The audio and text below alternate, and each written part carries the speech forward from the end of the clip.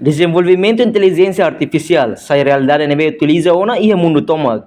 Nebe selori benefício bot ba setor economia, educação, no setor social sira selu.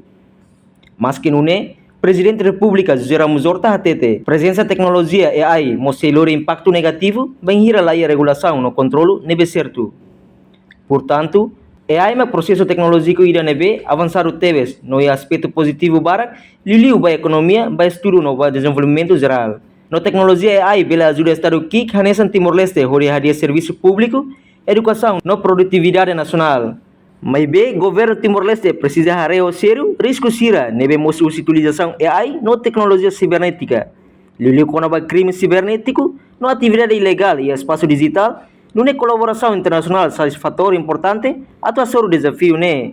Além de né, precisamos saber capacidade nacional a enfrentar crime cibernético, processo de elaboração na aprovação lei cibernética tem que acelerar, mas que lá fácil, mas Timor-Leste precisa ter apoio boto do parceiro internacional. Leva presidente ao parte grupo internacional ao encontro em Madrid para muito com o governo francês, presidente de França, a lança tratado internacional com a inteligência artificial.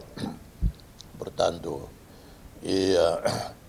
e buat ne processo ne tecnologia ne mos dia deve ba economia, ba estudo, buat ser todo ne avançado los positivo.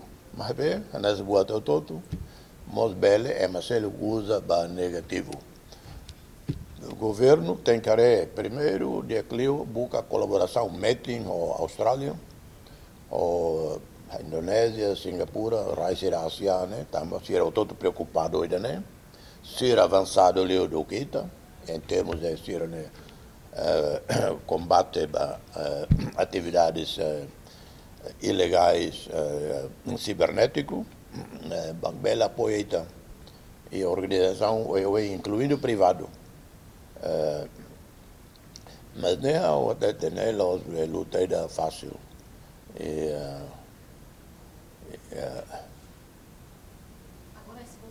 No Timor-Leste se continua a esforço atuar nota tecnologia moderna, hanesa AI, vai ver a abordagem responsável, no rolê neve claro, no colaboração internacional, onde garante desenvolvimento tecnológico e AI, lore benefício bem mahoto, no lá ameaça a segurança nacional.